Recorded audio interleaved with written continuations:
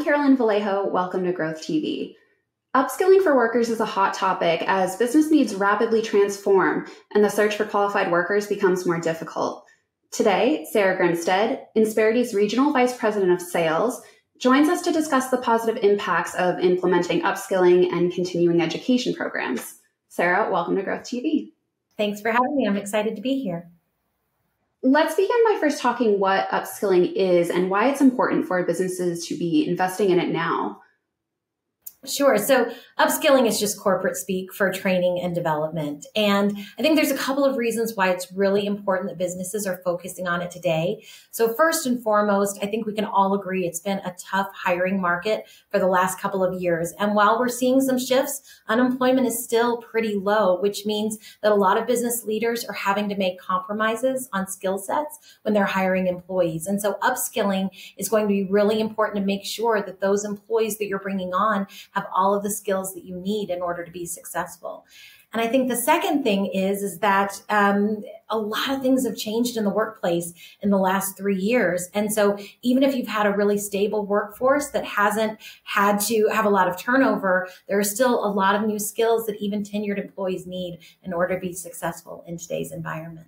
Mm-hmm. So clearly it's, worth investing in these kind of programs, but how can businesses be sure that whatever continuing education or training program that they do implement, they're able to, obtain the greatest return on that investment?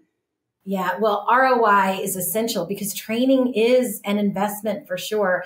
And I think that it's really important that business leaders approach this in a way that's intentional. I see companies sometimes just say, we need to do training. So they'll do a training course and they expect everything to be fixed. You have to approach training and development strategically in order to get the biggest return on your investment. And so some really helpful step-by-step tips that I have for that is, first, assess where your employee's skill set is today. Then look at what skills do they need to have in the future for your business to be successful. Do that gap analysis so you can make sure that you're training on the right stuff in the first place. The next thing is make sure you have some specific goals that the training should accomplish. So make sure they're SMART goals so that you know when you're making that progress towards your finish line.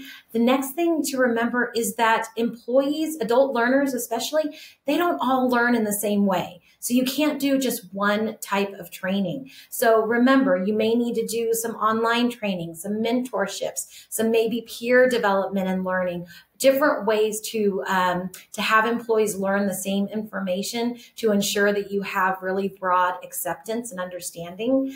The next thing that I would really suggest that people do is figure out what's the best way to implement that training. Do you have resources in-house? Do you need to outsource or find a firm that might specialize in that training? And then finally, monitor the progress and make sure that you reward the employees for their new skills by either giving them additional responsibilities or even promotional opportunities so that everyone can see that it works and it's successful. Mm-hmm. For the businesses that do implement kind of that step-by-step program that you just described, what are some of the positive impacts that they can expect? Oh my gosh, so many. I mean, it's definitely going to strengthen employee engagement. It encourages employees to use more discretionary effort because they feel more prepared and more a part of the bigger picture.